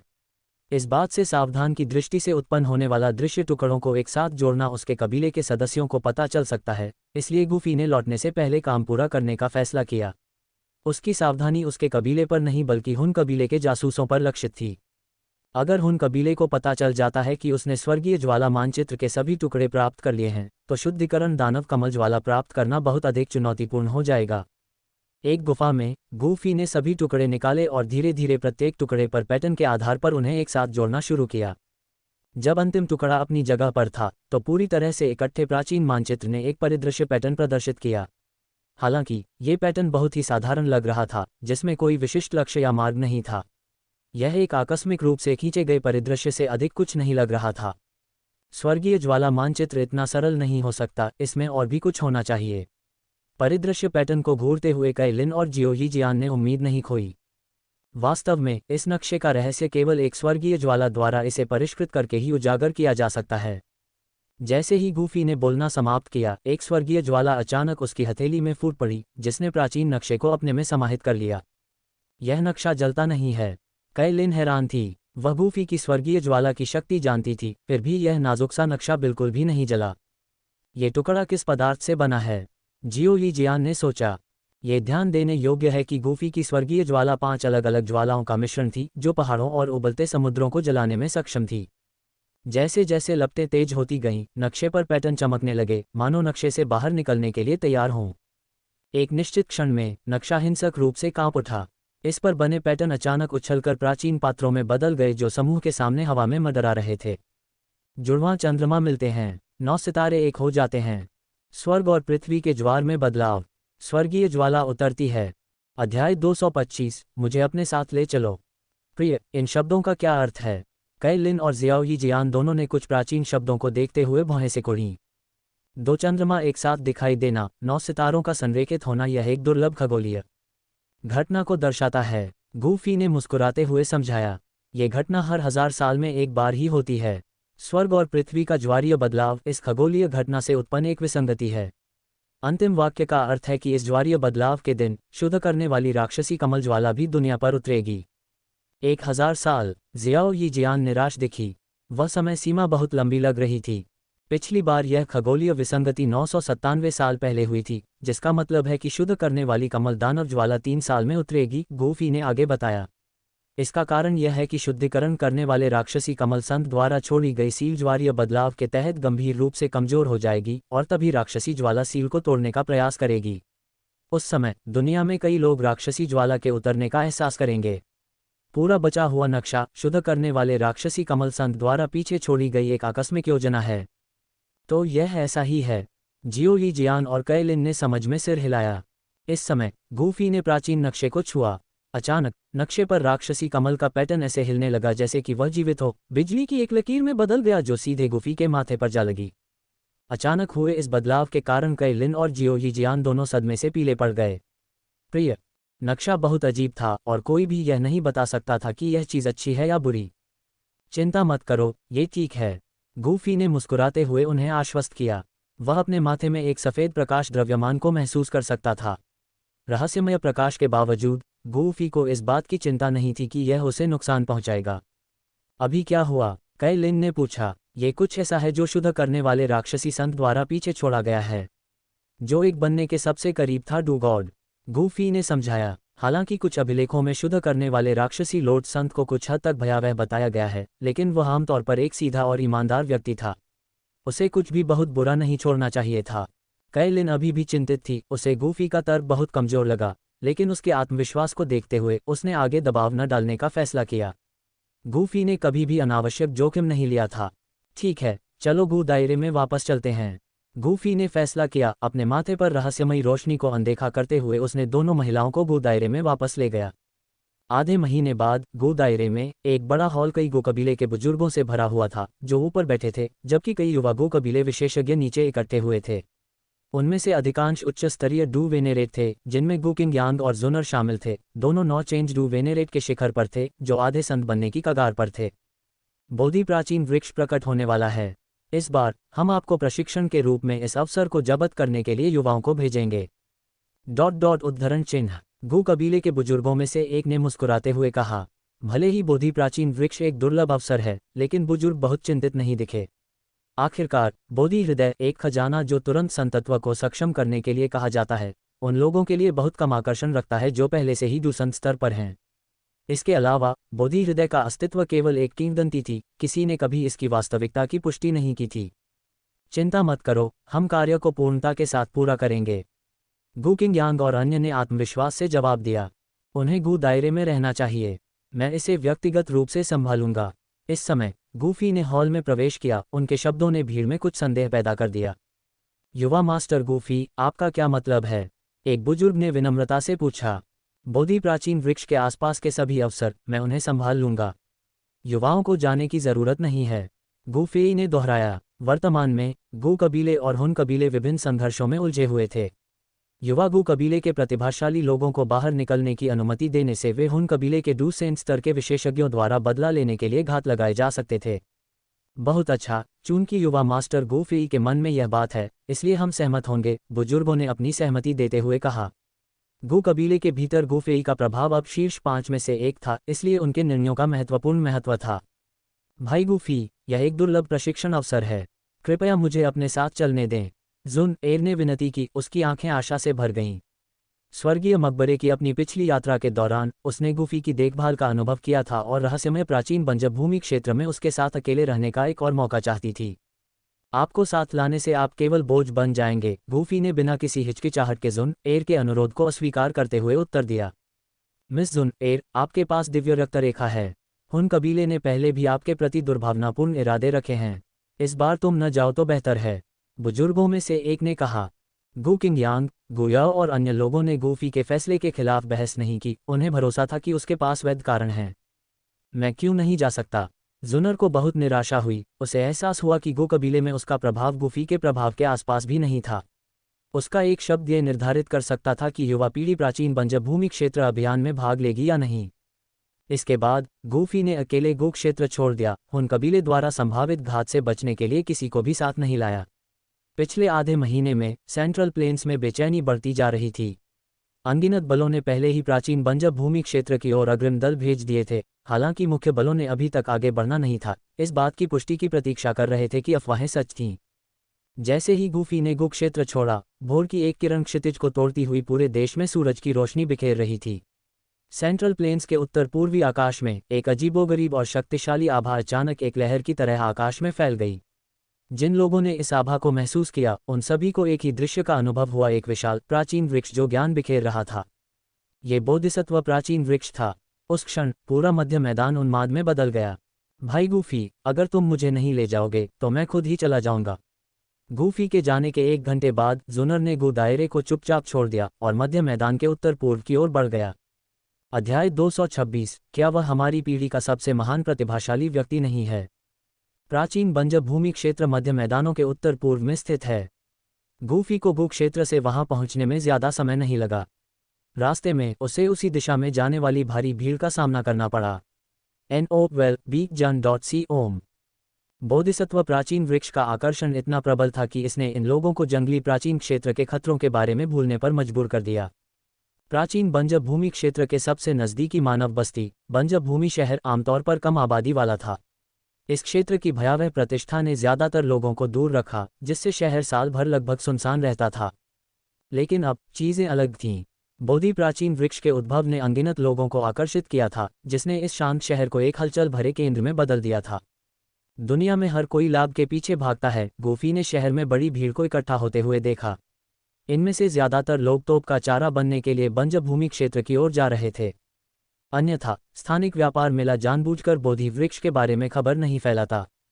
उसके सामने एक प्राचीन जंगल खड़ा था, जो एक आदिम आभा बिखेर रहा था। सैकड़ों फीट ऊंचे विशाल पेड़ विशालकाय पेड़ों की तरह खड़े थे। उनकी छतरियां आसमान को ढक रही थीं और सूरज की रोशनी को अंदर तक पहुंचने में मुश्किल कर रही थीं। जंगल में गहराई से देखने पर एक अंधेरा और अशुभ माहौल व्याप्त था, जिसमें कभी कभी खतरनाक जानवरों की दहाड़ से रीढ़ में सिहरन पैदा हो जाती थी। बिना किसी हिचकिचाहट के गोफी ने खुद को स्थानिक ऊर्जा में लपेट लिया और सीधे जंगल में घुस गया। जंगल के बाहरी क्षेत्र में छोटे अदृश्य जहरीले कीड़े हवा में भरे हुए थे, लेकिन वे गोफी के लिए कोई खतरा नहीं थे। जमीन लाशों से अटी पड़ी थी, जिनमें से कई जहर से मर गए थे। गोफी को इन लोगों पर कोई दया नहीं आई। यहाँ आने का चुनाव करके उन्होंने मृत्यु की संभावना को स्वीकार कर लिया था। बोधिसत्व बीज रखने से गोफी को बोधि प्राचीन वृक्ष की दिशा का मोटे तौर पर अंदाजा लग गया। 1 घंटे के बाद वह बंजर भूमि क्षेत्र के केंद्रीय क्षेत्र में पहुंच गया। यहाँ के जानवर बाहर के जानवरों से अलग थे। शक्तिशाली होने के बावजूद वे मूर्ख थे, जिसका मतलब था कि 7वें या 8वें दर्जे के कुछ जानवरों ने भी मानव रूप नहीं लिया था। बूम बूम जैसे ही गोफी क्षेत्र में और आगे बढ़ा, क्रूर जानवर लगातार उस पर हमला करने लगे। उनके जबड़े खुले हुए थे। हालांकि गोफी के 100 फीट के भीतर पहुंचने पर इन जानवरों को एक अदृश्य शक्ति ने चीर दिया। उनके शरीर टुकड़े टुकड़े हो गए। कुछ घंटों बाद गोफी प्राचीन युद्ध के मैदान के रूप में जानी जाने वाली जगह पर पहुंच गया। प्राचीन युद्ध के मैदान के बारे में कहा जाता है कि यह एक प्राचीन युद्ध का स्थल था, जहां कई शक्तिशाली योद्धा मारे गए थे। उनकी शक्ति के अवशेषों ने एक अजीब दबाव बनाया, जिसने सबसे भयंकर जानवरों को भी दूर रखा। इसके अतिरिक्त प्राचीन युद्ध क्षेत्र प्राचीन बंजर भूमि क्षेत्र के मध्य और गहरे भागों के बीच की सीमा पर स्थित था। यह विभिन्न गुटों के लिए सबसे सुरक्षित विश्राम स्थल था। वर्तमान में प्राचीन युद्ध क्षेत्र के विशाल चौक में बड़ी संख्या में लोग एकत्र थे। वह कौन है? वह अकेले इस स्थान पर आया है। चौक के एक कोने में रंगीन कपड़े पहने एक लड़की एक महान आभा बिखेरते हुए गोफी को आश्चर्य से देख रही थी। ये लड़की स्वर्ग दानव फीनिक्स जनजाति से फैंग किंग र थी। हवा और बिजली की अपनी दोहरी विशेषताओं के कारण उसने पिछले कुछ वर्षों में पवन बिजली मंडप में अध्ययन किया था। अपने कबीले में उसे एक प्रतिभाशाली माना जाता था। एक और जो प्राचीन बंजर भूमि क्षेत्र में मर जाएगा। उसके बगल में रंगीन पुतलियों वाला एक आदमी तिरस्कारपूर्वक बोला। जियू फैंग, अपने शब्दों पर ध्यान दो। उसके बगल में खड़े काले कपड़े पहने आदमी ने सावधानी से चेतावनी दी। किसने सोचा होगा कि गोफी खुद बंजर भूमि क्षेत्र में आएगा? ये मुसीबत हो सकती है। काले कपड़े पहने आदमी ने गोफी को डर और सम्मान के मिश्रण से देखा। हुनयू, क्या तुम उस व्यक्ति को जानते हो? रंगीन पुतलियों वाले आदमी ने हैरान होकर पूछा। गो कबीले के गोफी, जिन्हें हमारी पीढ़ी का सबसे बड़ा प्रतिभाशाली व्यक्ति माना जाता है। कौन उन्हें नहीं जानता होगा? हुनयू ने धीरे से उत्तर दिया। उसकी आवाज़ में भय और ईर्ष्या दोनों भरी हुई थी। वह गोफी है। ये सुनकर जियू फैंग और फैंग किंग र दोनों पीले पड़ गए, गोफी की प्रतिष्ठा को स्पष्ट रूप से पहचानते हुए। आसमान में गोफी ने देखा कि नीचे लोग उसे देख रहे हैं। हालांकि उसने उन पर कोई ध्यान नहीं दिया, उन्हें महत्वहीन समझकर खारिज कर दिया। एक बार जब मैं जानवरों की ज्वार भाटे वाले इस क्षेत्र से गुजर जाऊंगा तो मैं बोधि प्राचीन वृक्ष को देख पाऊंगा। गोफी बिना रुके आगे बढ़ता रहा। क्या वह अकेले जानवरों की ज्वार भाटे में भाग रहा है? जियू फैंग का चेहरा पीला पड़ गया। वह और हुनयू प्राचीन युद्ध के मैदान में बहुत पहले पहुंच चुके थे, लेकिन आगे नहीं बढ़ पाए थे। वे अपने लिए रास्ता साफ करने के लिए और अधिक तोप के चारे का इंतजार कर रहे थे। नहीं, गोफी एक दुसंत है। अगर वह यहाँ है तो बोधि प्राचीन वृक्ष का भाग्य निश्चित रूप से उसके द्वारा लिया जाएगा। हुनयू की अभिव्यक्ति बदल गई क्योंकि उसने अपने दांत पीसते हुए एक स्थानिक जेड पर्ची को कुचल दिया। जैसे ही यह टूट गया, एक स्थानिक दरार धीरे धीरे उसके पीछे दिखाई दी, जिससे एक शक्तिशाली आभा निकल रही थी। हुन कबीले का कोई वरिष्ठ शामिल हो रहा है। उसकी हरकतों को देखकर जियू फैंग की आंखों में अनिश्चितता की चमक आ गई। उसने उम्मीद नहीं की थी कि गूफी की उपस्थिति हुन यू जैसे किसी व्यक्ति में इतनी चिंता पैदा करेगी, जो अपने आप में एक प्रतिभाशाली व्यक्ति था। ऐसा शक्तिशाली व्यक्ति स्वर्ग दानव फीनिक्स जनजाति के बुजुर्गों को भी सावधानी से चलने पर मजबूर कर देगा। गूफी ने एक हरे भरे पहाड़ की चोटी को पार किया और उसके सामने एक विशाल काला मैदान फैला हुआ था। मैदान पर काले बादल छाए हुए थे और जमीन पर विशालकाय जानवर भरे हुए थे, जो इतने घने थे कि वे खून के समुद्र की तरह लग रहे थे। पूरी जमीन पर गड़गड़ाहट की तरह हिंसक दहाड़ें गूंज रही थीं। प्रेमालाप मौत। जैसे ही गूफी इस जगह के ऊपर आसमान में कदम रखा, अनगिनत जानवर उस पर टूट पड़े। हाथ हिलाने से ही उसके सामने एक शून्यता आ गई और अनगिनत जानवर कुचल कर मर गए। मरते हुए जानवरों की चीखें आसमान और धरती में गूंज उठीं। एक दुसंत के रूप में गूफी की ताकत के साथ, चाहे कितने भी जानवर उसके रास्ते में खड़े हों, वे तोप के चारे से ज्यादा कुछ नहीं थे। जल्द ही गूफी जानवरों से भरे इलाके में पहुंच गया। उसकी नज़र एक विशाल प्राचीन पेड़ पर पड़ी जो लगभग 1000 फीट दूर विशाल मैदान पर अकेला खड़ा था। पेड़ की छतरी फैली हुई थी और उसमें से एक शुद्ध आभा निकल रही थी, जो कभी कभी विभिन्न रूपों में बदल जाती थी, रहस्यमय और अद्भुत दिखाई देती थी। तो ये पौराणिक बोधिसत्व प्राचीन वृक्ष है। अध्याय 227। चलो अपनी शादी को पूरा करें। क्या कोई दुसंत मेरे पीछे आ रहा है? गूफी ने मुड़कर नहीं देखा, लेकिन उसने स्पष्ट रूप से महसूस किया कि हुन कबीले ने उसका पीछा करने के लिए एक दुसंत स्तर के विशेषज्ञ को भेजा है। बोधिसत्व प्राचीन वृक्ष। इस समय उसके पीछे आकृतियों का एक समूह मदद नहीं कर सका और चिल्लाया। उनका नेतृत्व एक काले वस्त्र में एक बुजुर्ग कर रहा था, जिसकी साधना 3 सितारा दुसंत के स्तर तक पहुंच गई थी। हुनयू, जियूफैंग और अन्य भी इस हुन कबीले के दुसंत द्वारा संरक्षित थे, जिससे उन्हें जानवरों की लहर से बचने में मदद मिली। बोधि प्राचीन वृक्ष एक पौराणिक इकाई कुछ ऐसा था जिसे प्राचीन कुलों ने कभी व्यक्तिगत रूप से नहीं देखा था, केवल प्राचीन ग्रंथों में इसका वर्णन देखा था। कितना विशाल वृक्ष! भले ही वह अभी भी बोधि प्राचीन वृक्ष से काफी दूरी पर था, शुन्यू पहले से ही इसके विशाल आकार को महसूस कर सकता था। इसकी छतरी स्वर्ग और पृथ्वी के बीच खड़े एक प्राचीन अवशेष की तरह फैली हुई थी, जो कालातीतता की भावना को प्रकट कर रही थी। गूफी, बोधिसत्व प्राचीन वृक्ष जैसा खजाना ऐसा नहीं है जिसे आपका गू कबीला दावा कर सके, हुन कबीले के दुसंत ने ठंडे स्वर में कहा। उसकी निगाहें हत्या के इरादे से भरी हुई थी क्योंकि वह गूफी को घूर रहा था। हालांकि गूफी की प्रतिष्ठा उससे पहले थी, इसलिए दुसंत ने जल्दबाजी में काम नहीं किया। अगर हुन कबीले को खजाना चाहिए तो आगे बढ़ो और इसे ले लो, गूफी ने शांति से कहा। उसके पीछे समूह से बिल्कुल भी परेशान नहीं था। उसका क्या मतलब है? हुनयू और अन्य लोग संदिग्ध थे। उन्होंने बोधि प्राचीन वृक्ष की ओर नजर डाली। करीब से पेड़ और भी अधिक विस्मयकारी था। इसका तना, जो हजारों फीट ऊंचा था, स्वर्ग को जोड़ने वाले एक स्तंभ की तरह था। प्राचीन ऊर्जाएं इससे बहती हुई प्रतीत होती थीं और इसकी विशाल छतरी आधे शहर को कवर कर सकती थी। इससे शक्तिशाली जीवन शक्ति निकली, जिसने आकाश को रहस्यमय घटनाओं से भर दिया। बोधि प्राचीन वृक्ष जैसा खजाना डूबी हुई महाद्वीप पर शीर्ष 3 में शुमार है। ऐसा कोई तरीका नहीं है कि इसके पास किसी तरह की सुरक्षा न हो, और अगर यह इतने सालों से जीवित है तो इसने अब तक बुद्धिमत्ता विकसित कर ली होगी। हुनयू ने संकोच किया। उसे संदेह था कि गूफी को कुछ ऐसा पता था जो उन्हें नहीं पता था और वह उन्हें जाल में फंसाने की कोशिश कर रहा था। अगर बोधि प्राचीन वृक्ष ने बुद्धिमत्ता हासिल कर ली होती और साधना शुरू कर दी होती, तो यह निस्संदेह डूबी हुई महाद्वीप पर सबसे भयानक प्राणियों में से एक होता। नवंबर LBJNN। अगर तुम्हें खजाना नहीं चाहिए तो मैं ये सब अपने लिए ले लूंगा। जब गूफी ने हुन कबीले को हिचकिचाते देखा तो वह तिरस्कारपूर्वक हंसा। वह पेड़ की ओर चलता रहा। उसका पीछा करो, हुन कबीले के सदस्यों ने उसके पीछे सावधानी से चलते हुए कहा। थोड़ी देर बाद हुनयू ने पेड़ के विशाल तने से लगभग 100 फीट ऊपर एक चमकदार रोशनी देखी। यह ऊर्जा से भरा दिल लग रहा था, जो शक्तिशाली लय के साथ धड़क रहा था। बोधिसत्व हृदय। सभी की नज़रें विशाल पेड़ के भीतर चमकते हुए दिल पर टिकी थीं। उनकी धड़कनें उत्साह से तेज हो रही थीं। जल्दी करो, हम गूफी को बोधि हृदय नहीं लेने दे सकते। सभी ने अपने पहले के डर को अनदेखा करते हुए आगे की ओर दौड़ लगाई। तभी बोधि प्राचीन वृक्ष, जो मैदान पर चुपचाप खड़ा था, ने हल्की सरसराहट की आवाज की। अचानक अनगिनत शाखाएं आपस में जुड़कर छतरी से नीचे उतरने लगीं। जब उन्होंने जमीन को छुआ तो वे खुल गईं और भावहीन चेहरों वाली 5 आकृतियां प्रकट हुईं। हालांकि ये 5 आकृतियां स्पष्ट रूप से कठपुतली थीं, जिनमें जीवन नहीं था। सिर्फ 5 अर्धसंत। वे मेरे मुकाबले में नहीं हैं। हुन कबीले के दुसंत ने उपहास किया और एक ही वार में 5 कठपुतली अर्धसंतों को नष्ट कर दिया। फिर भी जैसे जैसे वे बोधि प्राचीन वृक्ष के करीब पहुंचते गए, सभी का तनाव बढ़ता गया। पेड़ का अज्ञात खतरा उनके दिमाग पर भारी पड़ रहा था। हालांकि गूफी बेफिक्र रहा और पेड़ के आधार की ओर बढ़ता रहा। उस पल तने से 100 फीट की ऊंचाई से एक चमकदार रोशनी फूट पड़ी जिसने उसके भीतर सभी को घेर लिया। एक फ्लैश में रोशनी वापस पेड़ में चली गई और गूफी, हुन कबीले और स्वर्ग दानव फीनिक्स कबीले के सदस्यों के साथ गायब हो गए। गूफी की दृष्टि में सफ़ेद रोशनी भर गई। जब वह रोशनी की इस अजीब दुनिया में खड़ा था, उसके आसपास कोई नहीं था। अचानक दुनिया तेजी से बदलने लगी और जल्द ही उसने खुद को दुल्हन की पोशाक में एक महिला के सामने खड़ा पाया। जुन एर। गूफी ने अपने सामने मौजूद परिचित चेहरे को देखकर भौहें सिकुड़ीं। जुन एर ने ठीक वैसे ही कपड़े पहने थे जैसे वे शादी के समय पहने हुए थे। भाई गूफी, हमने शादी की रस्में पहले ही पूरी कर ली हैं। चलो अपनी शादी पूरी करते हैं।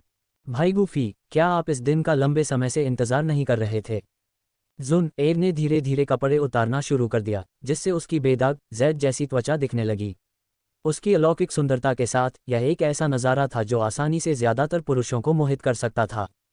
उनके चारों ओर गूफी के अतीत के दृश्य, जब वह जुन एर का पीछा कर रहा था, ऐसे सामने आने लगे जैसे वे असली यादें हों। भ्रम दोषरहित था, उसमें कोई दरार नहीं थी। प्राचीन बोधि वृक्ष, अगर आपको लगता है कि यह मेरी कमजोरी है तो आप बहुत गलत हैं। गूफी की आंखें ठंडी हो गईं। जब जुन एर उसके सामने नग्न खड़ी थी, उसका शरीर उसके खिलाफ मोहक तरीके से छू रहा था, तब भी गूफी पूरी तरह से अप्रभावित रहा। अगले ही पल गूफी के हाथ में एक बोधि बीज प्रकट हुआ और जैसे ही वह प्रकट हुआ, एक शुद्ध आभा फैल गई जिसने मोहक भ्रम को दूर कर दिया। उसके चारों ओर की दुनिया हिंसक रूप से मुड़ने लगी और फिर टूटे हुए दर्पण की तरह बिखर गई। जब भ्रम टूटा तो गूफी ने पलक झपकाए और खुद को एक हरे भरे स्थान पर खड़ा पाया। उसके सामने एक प्राचीन वृक्ष खड़ा था जो लगभग 10 फीट ऊंचा था, जो एक शाश्वत उपस्थिति को दर्शाता था। अध्याय 228 बोधि प्राचीन वृक्ष की मदद की गुहार। बोधि हृदय प्राप्त करना। यह वृक्ष पूरी तरह से पन्ना हरा था, मानो इसे बेहतरीन जैद से तराशा गया हो। यह बाहरी दुनिया के विशाल बोधि प्राचीन वृक्ष के समान था, सिवाय इसके कि इसका आकार अनगिनत बार छोटा हो गया था। गूफी की निगाह में पूरी तरह से हरा बोधि प्राचीन वृक्ष थोड़ा कांप उठा और उसके शरीर से प्रकाश के गोले बाहर तैरने लगे। गोले बदल गए, उनके अंदर विभिन्न दृश्य प्रकट हुए। ये हुनयू, जियू फैंग, फैंग किंग, एर और अन्य लोगों की छवियां थीं जिन्होंने गूफी के साथ बोधि प्राचीन वृक्ष में प्रवेश किया था। जाहिर है वे सभी अपने भ्रम में फंस गए थे, मुक्त होने में असमर्थ थे। इस समय हुनयू हुन कबीले के एक अन्य सदस्य हुन फैंग पर कदम रखने और अंततः कबीले का नेता बनने का आनंद अनुभव कर रहा था। इसी तरह जियू फैंग भी एक कल्पना में डूबा हुआ था जहां उसे स्वर्ग दानव फीनिक्स कबीले के नेता की उपाधि विरासत में मिली थी और वह दुनिया के कुछ 9 सितारा डूसेन शिखर विशेषज्ञों में से एक बन गया था जो संतुष्टि में डूबा हुआ था। ये भ्रम वास्तव में शक्तिशाली है। सौभाग्य से मैं अपने साथ एक बोधि बीज ले जा रहा हूँ। गूफी ने अंदर से आह भरी। अचानक बोधि प्राचीन वृक्ष फिर से हिल गया, जिससे प्रकाश का एक और गोला निकला। गोले के अंदर एक विशाल बोधि प्राचीन वृक्ष था जो हजारों फीट ऊंचा था। ऊपर आसमान में एक काले कपड़े पहने आकृति खड़ी थी। इस आकृति से सर्वोच्च शक्ति की आभा निकली जो पूरे स्वर्ग और पृथ्वी में फैल गई। एक डू भगवान। इस समय गूफी की आंखें काले कपड़े पहने आकृति की पीठ पर टिकी हुई थीं। यह एहसास, महान डू भगवान के अलावा कोई भी सर्वोच्च प्राणी ऐसी उपस्थिति नहीं रख सकता। NOWELL-BE-IN.C ओम। प्रकाश के गोले में काली आकृति ने बोधि प्राचीन वृक्ष पर हमला करना शुरू कर दिया। पेड़ ने एक भयानक ऊर्जा जारी करके जवाब दिया जिसने आकाश को भर दिया। उनके बीच लड़ाई इतनी तीव्र थी कि उनके आसपास की दुनिया भी ढह गई। एक पल के लिए गूफी ने जो देखा उससे वह बहुत हिल गया। गोलाकार में दृश्य तेज हो गया, अंतिम छवि पर रुक गया। काली आकृति पर अचानक एक विनाशकारी बल ने हमला किया जो गोले के बाहर से आया, जिसने उसे हिंसक रूप से नष्ट कर दिया। हौंफना। काली आकृति को नष्ट होते देखकर गूफी का दिल धड़कना बंद हो गया। स्पष्ट रूप से अचानक हमला किसी अन्य डू भगवान विशेषज्ञ द्वारा किया गया होगा, जिसकी शक्ति काले कपड़े पहने डू भगवान के बराबर थी। बोधि प्राचीन वृक्ष के साथ मिलकर वे उसे नष्ट करने में सक्षम थे। यह एक डू भगवान की शक्ति है। गूफी की पलकें फड़क उठीं। ये प्राणी, जो लगभग पौराणिक थे, अब उसके सामने प्रकट हो गए थे। हालांकि ये केवल प्रक्षेपण थे, लेकिन पूर्ण वर्चस्व की अनूठी आभा अभी भी किसी की आत्मा को कांपने पर मजबूर कर देती थी। काले वस्त्र पहने डू भगवान के पतन के बाद शून्य से काली ऊर्जा की किरणें निकलने लगीं। जैसे ही ये ऊर्जा धाराएं प्रकट हुईं, वे बोधि प्राचीन वृक्ष में घुस गईं। जैसे ही काली ऊर्जा वृक्ष के साथ विलीन हुई, इसकी स्पष्ट आभा एक छिपी हुई शीतलता से सूक्ष्म रूप से दूषित हो गई। ये बोधि प्राचीन वृक्ष प्राचीन काल से अस्तित्व में था, लेकिन अनगिनत वर्षों के बाद भी इसे अभी तक पूरी बुद्धि प्राप्त नहीं हुई थी। एक प्राणी जितना अधिक शक्तिशाली होता था, उसके लिए विकसित होना और चेतना प्राप्त करना उतना ही कठिन होता था। उदाहरण के लिए, मूल कार्य में शून्य बिजली पूल में 9 रहस्यमय स्वर्ण बिजली, जो एक 7 सितारा डूसंत के बराबर थी, एक संवेदनशील प्राणी में विकसित होने के लिए बिजली के क्लेश से गुजरते समय लगभग अपना जीवन खो दिया। जब काले कपड़े पहने डू भगवान गिर गए तो उनकी कुछ नकारात्मक भावनाएं एकत्रित हुईं और बोधि प्राचीन वृक्ष पर आक्रमण किया। समय के अंतहीन बीतने के साथ इन भावनाओं ने धीरे धीरे पेड़ को नष्ट कर दिया। यही कारण था कि बोधि प्राचीन वृक्ष की सरल बुद्धि अंधकार और शीतलता की ओर झुकने लगी थी। दूसरे शब्दों में, बोधि प्राचीन वृक्ष उस डू भगवान विशेषज्ञ की नकारात्मक भावनाओं से प्रभावित था। उनके सामने आने वाले भ्रम इन बुरी भावनाओं द्वारा स्वचालित रूप से उत्पन्न होते थे। वर्षों के दौरान अनगिनत शक्तिशाली व्यक्ति इन भ्रमों में खो गए थे। वर्तमान में बोधि प्राचीन वृक्ष में 2 बुद्धिमताएं थीं, एक उसकी मूल सौम्य बुद्धिमता थी और दूसरी काले वस्त्र पहने डू भगवान की नकारात्मक भावनाओं से प्रभावित एक दुष्ट बुद्धिमता। तुम चाहते हो कि मैं उस दुष्ट बुद्धिमता को बाहर निकालने में तुम्हारी मदद करूं, है न? गूफी ने शांति से पूछा, क्योंकि वह अपने सामने पन्ना वृक्ष को देख रहा था। जाहिर है, बोधि प्राचीन वृक्ष ने महसूस किया था कि गूफी के पास एक स्वर्गीय ज्वाला है। तारांकन सरसराहट, तारांकन। गूफी के शब्दों के जवाब में वृक्ष सिर हिलाने लगा। तारांकन सरसराहट, तारांकन। जैसे ही गूफी ने बात की, वृक्ष से एक और गोला निकला। उसके भीतर एक ज्वाला दिखाई दी, उसके बाद एक बोधि बीज।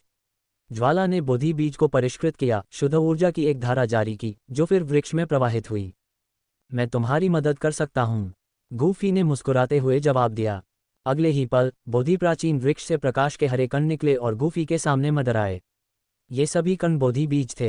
हालांकि बोधि बीज बोधि हृदय जितने भयानक नहीं थे, फिर भी उन्हें गोलियों में परिष्कृत किया जा सकता था, जिससे अर्धसंत बनने की सफलता दर में उल्लेखनीय वृद्धि हो सकती थी। कितना असाधारण, सिर्फ बुरे विचारों को शुद्ध करने के लिए इतने सारे बोधि बीजों का उपयोग करना। मुझे यकीन है कि पूरे महाद्वीप में अनगिनत लोग इसे बर्बादी कहेंगे। गूफी ने बोधि बीजों की विशाल मात्रा को देखकर हंसी उड़ाई। फिर एक विचार के साथ उसकी स्वर्गीय ज्वाला उठी, जिसने बीजों में से एक को ढंक दिया। ये शोधन प्रक्रिया लगभग 10 मिनट तक चली और बोधि बीज धीरे धीरे क्रिस्टल क्लियर तरल में पिघल गया। तरल वाष्पित हो गया, शुद्ध, थोड़ी हरी ऊर्जा के एक झोंके में बदल गया। जैसे ही ऊर्जा की यह किरण पेड़ में प्रवेश करती है, बोधि प्राचीन वृक्ष कांप उठता है और काली धुंध की एक पतली किरण बाहर निकलती है। अगले कुछ घंटों तक गूफी बोधि बीजों को परिष्कृत करना जारी रखता है। तारांकन सरसराहट, तारांकन। जैसे ही काली धुंध की अंतिम किरण बाहर निकलती है, बोधि प्राचीन वृक्ष, जो अब जैद की तरह हरा हो गया है, एक गुनगुनाहट की ध्वनि उत्सर्जित करता है। इससे निकलने वाली जीवंत हरी रोशनी और भी अधिक चमकीली हो जाती है, जिससे अंतरिक्ष और भी अधिक प्रचुर मात्रा में जीवन शक्ति से भर जाता है। क्या यह अब पूरी तरह से शुद्ध हो गया है? गूफी ने बोधि प्राचीन वृक्ष को देखते हुए पूछा। इस समय वृक्ष पहले से भी अधिक हरा भरा लग रहा था, शांति, दिव्यता और ज्ञान की आभा बिखेर रहा था। तारांकन हूँ, तारांकन। वृक्ष ने अपनी शाखाओं को इस तरह हिलाया जैसे कोई मनुष्य कृतज्ञता में झुक रहा हो। मैंने तुम्हारी बहुत मदद की है, तुम मेरा बदला कैसे चुकाओगे? गूफी ने अचानक पूछा, अपने इरादे नहीं छिपाते हुए। तारांकन हूँ, तारांकन। उसके शब्दों को समझते हुए बोधि प्राचीन वृक्ष ने अपनी शाखाओं को फिर से हिलाया। फिर अनगिनत शाखाओं ने गूफी को घेर लिया और एक अजीब चमकता हुआ हरा दिल उसके सामने प्रकट हुआ, जो लयबद्ध रूप से धड़क रहा था। अध्याय 229, बोधि वृक्ष के नीचे ज्ञानोदय, 100 जन्मों का पुनर्जन्म। अगले कुछ क्षणों में गूफी बोधि मंच पर क्रॉस लेग करके बैठ गया, अपनी साधना पर ध्यान केंद्रित कर रहा था। प्राचीन बोधि वृक्ष की शाखाएं उसके शरीर के चारों ओर कसकर लिपटी हुई फैली हुई थीं। जैसे ही बोधि वृक्ष ने अपनी शाखाओं को हिलाया, एक अजीब ऊर्जा तरंग फैल गई। अचानक उनके चारों ओर का स्थान खुल गया, जिससे कई स्थानिक दरारें दिखाई देने लगीं और भीतर से अव्यवस्थित आकृतियां बाहर निकल गईं। ये आकृतियां कोई और नहीं बल्कि हुनयू और अन्य लोग थे, जो गूफी के साथ प्राचीन वृक्ष में प्रवेश कर गए थे। चूंकि बोधि वृक्ष के भीतर डू भगवान की नकारात्मक भावनाएं साफ हो गई थीं, इसलिए स्वभाव से दयालु वृक्ष अब किसी को नुकसान पहुंचाना नहीं चाहता था। क्या हो रहा है? ये कहाँ है? मैं बस बन गया। मैं यहाँ कैसे पहुंच गया? सभी के हाव भाव बदल गए। बहुतों के चेहरे पर भय साफ झलक रहा था। उन्हें साफ पता चल रहा था कि जो कुछ उन्होंने अभी अभी अनुभव किया था, वह एक भ्रम से ज्यादा कुछ नहीं था। कितना भयानक बोधि वृक्ष! हुन कबीले का डू संत विशेषज्ञ जो उनके साथ आया था, अब अपना संयम बनाए नहीं रख सका। इस अप्रत्याशित परिवर्तन के बिना वह जीवन भर उस भ्रम में फंसा रह सकता था, अंततः एक नासमझ कठपुतली बन जाता, जैसे पहले बोधि वृक्ष के नीचे 5 अर्धसंत कठपुतलियां थीं। हुनयू का चेहरा भी गंभीर हो गया। भ्रम में वह पहले ही हुन कबीले के नेता का पद ले चुका था। अब ये जानते हुए कि यह सब एक भ्रम मात्र था, वह नुकसान की भावना को महसूस करने से खुद को रोक नहीं सका। बोधि वृक्ष और गूफी। एक बार जब वे अपना संयम वापस पा गए तो हुनयू ने उनके आसपास के स्थान को बारीकी से देखना शुरू कर दिया। अचानक उन्होंने आश्चर्य से कहा, अंतरिक्ष के बीच में एक छोटा जेड जैसा बोधि वृक्ष खड़ा हुआ था, जिसके भीतर एक आकृति बैठी हुई थी जो हर चीज से अलग थलग लग रही थी। ये देखकर हुनयू और अन्य लोगों के हाव भाव बदल गए। कुछ प्राचीन अभिलेखों के अनुसार बोधि वृक्ष में 3 खजाने थे, बोधि हृदय, बोधि बीज और बोधि वृक्ष के नीचे ज्ञानोदय। पहले 2 को समझना अपेक्षाकृत आसान था क्योंकि वे बोधि वृक्ष के अंतर्निहित भाग थे। हालांकि तीसरा अधिक मायावी और अमूर्त था। बोधि वृक्ष, जिसे बुद्धि और पुनर्जन्म के वृक्ष के रूप में भी जाना जाता है, के बारे में कहा जाता है कि इसमें साधना के लिए स्वजीवन के पुनर्जन्म का अनुभव करने की रहस्यमय क्षमता है। जो लोग इस तरह के पुनर्जन्म प्रशिक्षण से गुजरते थे, उनके बारे में कहा जाता था कि उनमें भगवान के स्तर तक पहुंचने की क्षमता थी।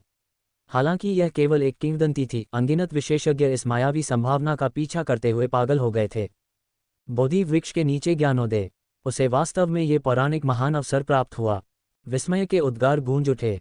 स्वर्ग दानव फीनिक्स जनजाति के कुछ व्यक्तियों ने भी बोधि वृक्ष के 3 महान खजानों को पहचान लिया। NOWELL-BE-IN.C ओम। लानत है, ये कैसे हो सकता है? वह हमसे आगे कैसे निकल सकता है? हुनयू का चेहरा काला पड़ गया और उसके भीतर ईर्ष्या जलने लगी। प्राचीन गू कबीले के प्रतिभाशाली व्यक्ति, हुन कबीले के कट्टर दुश्मन ने इतना बड़ा अवसर हथिया लिया था। बड़े, हमें क्या करना चाहिए? हुनयू ने पास के बुजुर्ग, हुन कबीले के एक 3 सितारा डू सन से उदास भाव से पूछा। अगर हमें यह अवसर नहीं मिल सकता है तो हम अपने सबसे बड़े दुश्मन को भी इसे नहीं लेने दे सकते। बुजुर्ग का चेहरा भी उतना ही ठंडा था। अगर गू कबीले के प्रतिभाशाली व्यक्ति गूफी इसके बाद और भी मजबूत हो गए तो यह एक गंभीर खतरा होगा। ठंडी सांस लेते हुए हुन कबीले के बुजुर्ग ने अपनी हथेली में एक काली धुंध को बुलाया, जो जल्दी ही कई काली जंजीरों में बदल गई, जिन्हें उसने ध्यान कर रहे गूफी की ओर तेजी से भेजा ताकि उसे जबरन उसकी अवस्था से जगाया जा सके। धमाका। हुन कबीले के डू संत का भयंकर हमला बोधि वृक्ष पर हुआ, जिससे केवल एक हल्की दबी हुई आवाज आई। बुजुर्ग के चेहरे पर विजय का भाव आने से पहले ही उसने एक भयानक शक्ति को प्रभाव के बिंदु से वापस आते हुए महसूस किया। पफट। इस प्रतिक्रिया के बल पर बुजुर्ग का चेहरा सदमे से भर गया। इससे पहले कि वह प्रतिक्रिया कर पाता, काली जंजीरें टूट गईं और भयानक शक्ति उनके माध्यम से बह गई, उसके शरीर में टकरा गई, जिससे उसकी सभी डूबी हुई सुरक्षा नष्ट हो गई। वह टूटे हुए पतंग की तरह उड़ गया, उसके मुंह से खून की धार बह रही थी, हवा में लाल रंग का घेरा बन गया था। हुन कबीले के डू संत की तेज हार को देखकर वहां मौजूद सभी लोग दंग रह गए। उन्होंने यह अनुमान नहीं लगाया था कि बोधि वृक्ष में इतनी अपार शक्ति है जो डू संत के हमले को पूरी तरह से नकार सकती है। लानत है। डू संत बुजुर्ग अस्त व्यस्त अवस्था में खड़े हो गए, उनकी आंखें भय से भर गईं। 3 सितारा डू संत होने के बावजूद उन्हें बोधि वृक्ष की उपस्थिति में एक बच्चे जैसा महसूस हुआ। ऐसा लगता है कि बोधि वृक्ष गूफी की रक्षा कर रहा है। गूफी का बोधि वृक्ष के साथ इतना गहरा रिश्ता क्यों है? पहले क्या हुआ था? हुनयू को एहसास हुआ कि प्रतिशोधी बल बोधि वृक्ष से आया होगा। ये स्पष्ट था कि वहां मौजूद सभी लोगों की संयुक्त शक्ति भी इसे हिलाने के लिए पर्याप्त नहीं होगी, इसे नुकसान पहुंचाना तो दूर की बात है। ये देखकर कि वे गूफी की साधना में हस्तक्षेप नहीं कर सकते, समूह धीरे धीरे शांत हो गया। लेकिन जैसे जैसे समय बीतता गया, बेचैनी और निराशा की भावना बढ़ने लगी। आखिरकार उनमें से कोई भी हमेशा के लिए इस जगह में फंसना नहीं चाहता था, क्योंकि यह कैद होने से अलग नहीं होगा। ... इस बीच प्राचीन जंगल में विभिन्न ताकतें और दुष्ट साधक अथक उत्साह के साथ बोधि वृक्ष की ओर झुंड बनाकर आते रहे। प्राचीन युद्ध के मैदान में महाद्वीपीय विशेषज्ञों की एक बड़ी संख्या, लगभग 1000 डू वेनेरेट्स, एकत्र हुए थे, एक आश्चर्यजनक संख्या। जानवरों की लहर को तोड़ने के लिए हमें सभी की ताकत को जोड़ना होगा, एक प्रमुख बल के प्रतिनिधि ने बोलना शुरू किया। मूल कहानी में ये योजना हुनयू द्वारा आयोजित की गई थी। हालांकि चूंकि हुन कबीले ने बोधि वृक्ष में जल्दी प्रवेश किया था, इसलिए अन्य लोगों ने भी यही विचार किया, जानवरों की लहर के खिलाफ तोप के चारे के रूप में बड़ी संख्या में लोगों का उपयोग करना। भीड़ के बीच एक दुबली पतली आकृति थी जिसने काली टोपी पहन रखी थी, जिससे उसका चेहरा छिप गया था। ये व्यक्ति जुन एर था, जो अपने आप ही चुपके से बाहर निकल आया था। अपनी गति के कारण वह गूफी के साथ नहीं रह सकती थी, लेकिन कई कठिनाइयों को सहने के बाद वह आखिरकार प्राचीन युद्ध के मैदान में पहुंच गई थी। डू सेंट की सुरक्षा के बिना बड़ी संख्या में लोग भी काले मैदानों पर घनी आबादी वाले क्रूर जानवरों का मुकाबला नहीं कर सकते थे। लड़ाई जल्दी ही तीव्र हो गई, जिसमें अनगिनत मानव विशेषज्ञ जानवरों का शिकार बन गए। मैं इसे पार कर जाऊंगा, जुन एर की साधना समूह में सबसे अधिक थी, जिससे वह तोप का चारा बनने से बच गई और इसके बजाय अराजकता से लाभ उठाने वाले अंतिम लोगों में से एक बन गई। अध्याय 230 पुनर्जन्म से वापसी। शिखर 4 सितारा डूसंत। बोधि प्राचीन वृक्ष के अंदर। अत्यधिक ऊब और बेचैनी के बीच किसी ने देखा कि वृक्ष के भीतर क्रॉस लेग बैठा हुआ व्यक्ति अचानक थोड़ा कांपने लगा। फिर कई लोगों की हैरान निगाहों के नीचे 1 महीने से कसकर बंद की गई आंखों की जोड़ी धीरे धीरे खुल गई। सभी ने प्राचीन वृक्ष के भीतर की काली आंखों को देखा। एक पल के लिए उन्हें ऐसा लगा जैसे वे किसी ऐसे प्राणी की आंखों में देख रहे हैं जिसने दुनिया की असंख्य चीजों को देखा है, जो थकावट की गहरी भावना को प्रकट कर रहा था। थकावट की यह भावना किसी की आत्मा में घुस गई, जिसे दिखावा नहीं किया जा सकता था। इस आदमी की निगाहें वाकई परेशान करने वाली हैं। मेरे कबीले के कुछ बुजुर्गों में भी इतनी थकावट की भावना नहीं है। जिन लोगों ने बोधि वृक्ष के नीचे प्रशिक्षण लिया था, उन्होंने इसके बारे में केवल प्राचीन ग्रंथों में पढ़ा था, इसलिए उन्हें इस बात का कोई अंदाजा नहीं था कि किस तरह के बदलाव होंगे। भीड़ की चौकस निगाहों के नीचे गूफी की आंखों में गहरी थकान धीरे धीरे एक जीवंत भावना में बदलने लगी। मैं आखिरकार वापस आ गया हूँ। गूफी ने धीरे से अपना मुंह खोला। बोधि प्राचीन वृक्ष के भीतर से एक आवाज़ धीरे धीरे गूंजी। जिसने भी यह आवाज़ सुनी, वह अपने हाव भाव में थोड़ा बदलाव महसूस किए बिना नहीं रह सका। गूफी धीरे धीरे खड़ा हुआ और उसके शरीर की सतह पर ऊर्जा की एक लहर उठी, मानो वह तरल हो, जो बोधि प्राचीन वृक्ष की अविश्वसनीय रूप से कठोर शाखाओं से धीरे धीरे बह रही हो। बाहरी लोगों को ऐसा लगा कि गूफी ने प्राचीन वृक्ष के अंदर केवल 1 महीना बिताया था, लेकिन वह जानता था कि उसकी आत्मा ने बोधि प्राचीन वृक्ष के भीतर पुनर्जन्म और प्रशिक्षण के 100 चक्रों से गुजरा है। अगर उसकी इच्छा दृढ़ नहीं होती तो वह उन चक्रों में खुद को खो सकता था, लेकिन सौभाग्य से वह अपने दिल में दृढ़ रहा और अंततः वापस लौट आया। इस महीने के दौरान गूफी के साधना स्तर में भी एक चौंकाने वाला परिवर्तन आया। प्रवेश करने से पहले वह केवल 3 सितारा डूसंत के प्रारंभिक चरण में था। अब वह 4 सितारा डूसंत के अंतिम चरण में पहुंच गया था। ऐसी छलांग लगाने में अन्य डूसंत विशेषज्ञों को दशकों, यहां तक कि सैकड़ों साल लग जाते। फिर भी गूफी ने इसे केवल 1 महीने में पूरा कर लिया, एक ऐसा कारनामा जो निश्चित रूप से सबसे विशिष्ट विशेषज्ञों को भी ईर्ष्यालु बना देगा। लगता है कि इस आदमी में केवल 1 महीने के प्रशिक्षण के बाद महत्वपूर्ण परिवर्तन हुए हैं। हुन कबीले के डूसंत विशेषज्ञ भय से भर गए। धन्यवाद। गूफी ने दूसरों की प्रतिक्रियाओं पर ध्यान नहीं दिया। वह पीछे मुड़ा, अपने पीछे बोधि प्राचीन वृक्ष को देखा और मुस्कुराते हुए कृतज्ञता में अपने हाथ जोड़े। सरसराहट, सरसराहट। गूफी की कृतज्ञता के जवाब में बोधि प्राचीन वृक्ष ने अपना शरीर हिलाया, जिससे सरसराहट की आवाज आई, जिसने दर्शकों को आश्चर्यचकित कर दिया। बज बज। जैसे ही सभी के दिमाग में विचार दौड़े, बोधि प्राचीन वृक्ष ने अचानक हरे रंग की रोशनी की लहरें छोड़ीं, जैसे कि अंदर से कुछ फूटने वाला हो। ये देखकर सभी लोग जल्दी से पीछे हट गए। पेड़ की भयानक शक्ति से पूरी तरह वाकिफ थे और थोड़ी सी भी लापरवाही दिखाने की हिम्मत नहीं कर पाए। जैसे ही वे पीछे हटे, बोधि प्राचीन वृक्ष के भीतर से हल्की गड़गड़ाहट की आवाजें उभरीं। इसके तुरंत बाद उसमें से छोटे छोटे हरे रंग के प्रकाश के धब्बे निकले, जो अंततः बिखरे हुए फूलों की तरह हवा में तैरने लगे। बोधि बीज। इन प्रकाश के धब्बों को देखकर हर कोई क्षण भर के लिए स्तब्ध रह गया, फिर आश्चर्य से चिल्ला उठा। वे सभी बोधि बीज हैं। हुन्यू और अन्य लोग भी हरे रंग के प्रकाश के धब्बों को घूरते हुए समान रूप से चकित थे। यह अकल्पनीय था। यह अविश्वसनीय रूप से दुर्लभ बोधि बीज अचानक बोधि प्राचीन वृक्ष द्वारा लगभग 20 की मात्रा में उगल दिए गए थे। उन्हें पकड़ो। शुरुआती झटके के बाद अधिकांश लोगों की आंखें लाल हो गईं। हे, हुन्यू और अन्य लोगों की लाल आंखें देखकर गूफी ने केवल हंसी उड़ाई। अपने हाथ की एक लहर के साथ हरे रंग के प्रकाश के धब्बे बुलाए गए और तुरंत सभी की पकड़ से बच गए। कुछ ही चमक में वे सभी गूफी की हथेली में समा गए। धन्यवाद भाई बोधिसत्व, उपहार के लिए। बोधि बीजों को पकड़कर गूफी बोधि प्राचीन वृक्ष की ओर मुड़ा और जोर से हंसा। गूफी, हम एक साथ बोधि प्राचीन वृक्ष में प्रवेश कर गए, लेकिन अब आप सभी बोधि बीज अपने लिए लेने का इरादा रखते हैं। क्या ये थोड़ा ज्यादा नहीं है? ये देखकर हुन कबीले के डूसंत विशेषज्ञ ने तुरंत उदास चेहरे के साथ कहा। ये सही है, इतने सारे बोधि बीज होने के कारण उन्हें सभी के बीच समान रूप से वितरित किया जाना चाहिए। जैसे ही उसने बोलना समाप्त किया, स्वर्ग दानव फीनिक्स कबीले के युवा नेता जियू फैंग ने तुरंत हुन कबीले का समर्थन करने के लिए आगे कदम बढ़ाया। हे, अगर आपको बोधि बीज चाहिए तो आइए देखें कि क्या आपके पास उन्हें लेने की क्षमता है। हुन कबीले और स्वर्ग दानव फीनिक्स कबीले के शब्दों को सुनकर गूफी की आंखें तिरस्कार से भर गईं। अपनी वर्तमान ताकत के साथ वह आसानी से इन लोगों को मिटा सकता था। क्या आपको लगता है कि आप अकेले हम सभी के खिलाफ खड़े हो सकते हैं? मैं आपको समझदारी से काम लेने की सलाह देता हूं। अन्यथा आप यहाँ से जीवित नहीं निकलेंगे। हुन कबीले के डू संत विशेषज्ञ ने धमकी भरे स्वर में कहा। तुम मौत को दावत दोगे। ये सुनकर गूफी की हत्या करने की मंशा बढ़ गई और एक झटके में वह डू सेंट विशेषज्ञ से 2 फीट दूर दिखाई दिया। धमाका। अचानक हुन कबीले के डू संत विशेषज्ञ ने जल्दी से अपने डू क्यूई को रक्षात्मक अवरोध बनाने के लिए बुलाया, लेकिन गूफी के मुक्के ने एक पल में काली ऊर्जा की दीवार को तोड़ दिया। भारी मुक्का ऊर्जा की दीवार को तोड़कर डू संत की छाती में जा लगा। एक तीखी चीख के साथ डू संत विशेषज्ञ का शरीर उड़ गया। हिस। गूफी को हुन कबीले के 3 सितारा डू संत विशेषज्ञ को सिर्फ एक चाल से हराते देख हर कोई हैरान रह गया। बड़े हुनयू का दिल कांप उठा और वह गिरे हुए डू संत को देखने के लिए तेजी से दौड़ा। इस व्यक्ति को जिंदा नहीं छोड़ा जाना चाहिए।